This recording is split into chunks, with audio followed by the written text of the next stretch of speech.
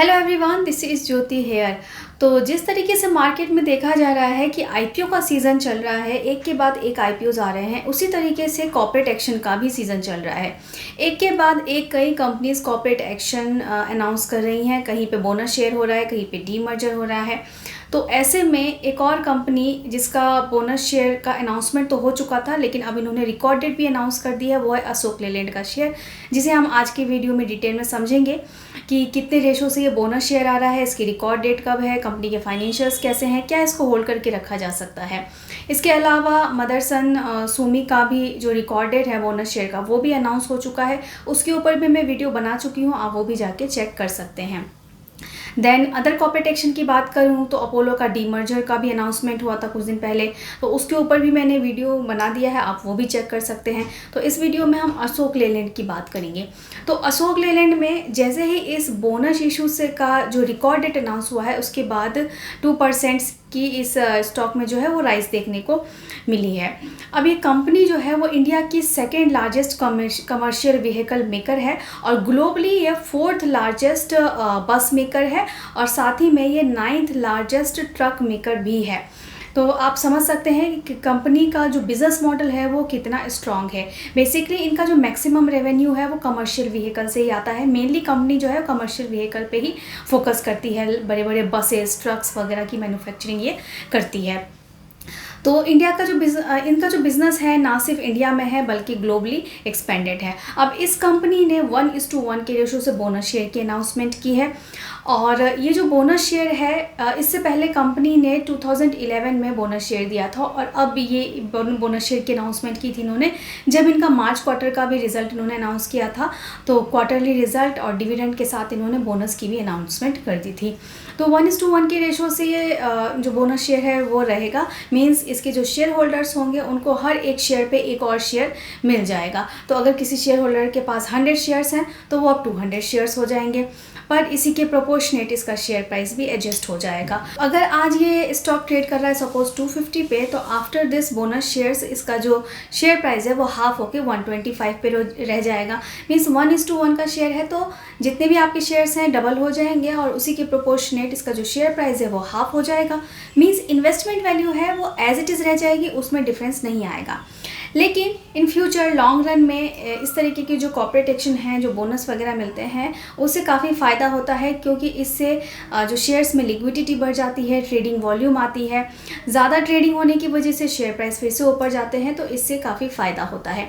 लेकिन यहाँ पे कॉन्स ये भी है कि इसमें प्रॉफिट बुकिंग भी काफ़ी देखने को मिलती है इस तरीके के इवेंट्स के बाद। लेकिन एनीवेज इस तरीके के जो कॉर्पोरेट एक्शन होते हैं वो एक कंपनी के स्ट्रेंथ को ही रिप्रेजेंट करते हैं। तो ये जो है कंपनी, ये जो है बोनस शेयर का डिटेल्स था। नाउ बात करते हैं रिकॉर्ड डेट की। तो रिकॉर्ड डेट जब से इसकी अनाउंस हुई है तब से इसके शेयर प्राइस में अच्छी मूवमेंट भी देखने को मिली है। तो इसकी रिकॉर्ड डेट जो है वो 16 जुलाई को रखी गई है। तो 16 जुलाई से पहले जिन शेयर होल्डर्स के पास भी अशोक लेलैंड के शेयर हैं उनको ये बोनस शेयर मिलने वाला है और 17 जुलाई को इन का जो है वो अलॉटमेंट भी हो जाएगा। मीन्स आपके डीमैट अकाउंट में जो एक्स्ट्रा बोनस शेयर आपको मिल रहा है वो दिखने लगेगा। तो ये इसकी डिटेल्स थी सभी बोनस शेयर से रिलेटेड। अब यहाँ पे हम अगर स्टॉक की बात करें तो ये जो स्टॉक है वो लास्ट 1 ईयर में 11% से इसमें राइज देखने को मिली है। अगर हम इसके पास्ट की बात करें तो 5 साल पहले जहाँ पे ये स्टॉक जो है 35 के या 45 के आसपास ये ट्रेड कर रहा था, आज की डेट में स्टॉक आप देखोगे तो 250 के आसपास जो है वो ट्रेड कर रहा है। इनफैक्ट आप यहाँ पे अगर देखेंगे तो ये जो शेयर है वो ऑलमोस्ट अपने हाई के आसपास पहुँच चुका है और बहुत जल्द हो सकता है ये अपने हाई के लेवल को टच भी कर जाए। तो अपने ऑल टाइम हाई के आसपास ये शेयर अभी फिलहाल ट्रेड कर रहा है। और फाइनेंशियल्स हम इसके यहाँ से अगर देखते हैं तो यहाँ से आप देखेंगे तो कंपनी जो है वो सेक्टर लीडर है और साथ ही अगर इसका पीई रेशो आप देखेंगे तो 23.34 का है। तो अगर इस इंडस्ट्री का पीई देखा जाए तो इंडस्ट्री का पीई है 35.76 का। मीन्स काफ़ी लोअर वैल्यूशंस पे ये स्टॉक जो है वो ट्रेड कर रहा है। तो वैल्यूशंस जो है वो काफ़ी लोअर है और सेक्टर लीडर है। और क्वार्टरली रिजल्ट भी अगर आप देखेंगे, जो रिसेंट क्वार्टर कंपनी ने मार्च क्वार्टर अनाउंस किया था अपना, तो क्वार्टरली रिजल्ट हम देखेंगे कि किस तरीके के आए हैं। तो अगर इसके सेल्स में हम देखेंगे तो कैसा आया है ग्रोथ, तो ईयर ऑन ईयर बेसिस पे आप देखेंगे तो मार्च 25 में इसकी सेल्स आप देखेंगे 14,696 करोड़ का है, जो लास्ट ईयर सेम क्वार्टर में 13,542 का था। मीन्स यहाँ पे हमें इम्प्रूवमेंट देखने को मिल रही है। इसके रेवेन्यू में ऑलमोस्ट हमें यहाँ पे 7% के आसपास का जो है राइज देखने को मिल रहा है। फिर नेट प्रॉफिट की बात करेंगे तो नेट प्रॉफिट हम देखेंगे कि मार्च 24 से लेके और मार्च 25 ईयर ऑन ईयर बेसिस पे क्वार्टर में इनका कितना डिफरेंस आया है। तो इसके क्वार्टरली रिजल्ट पे आप यहाँ पे देख सकते हैं कि 38% के आसपास इनके क्वार्टरली रिजल्ट में जो है वो गेन हुआ है ईयर ऑन ईयर बेसिस पे। और क्वार्टर टू क्वार्टर देखेंगे तो वहाँ पे भी अच्छी इंप्रूवमेंट देखने को मिल रही है। मीन्स क्वार्टर टू क्वार्टर भी और ईयर ऑन ईयर बेसिस पे भी इनके क्वार्टरली रिजल्ट में हमें ग्रोथ देखने को मिल रही है। अब हम इसके अगर अदर फाइनेंशियल्स को मीन्स प्रॉफिट एंड लॉस वगैरह को देखते हैं, तो अगर हम प्रॉफिट लॉस यहाँ से हम देखेंगे कंपनी का,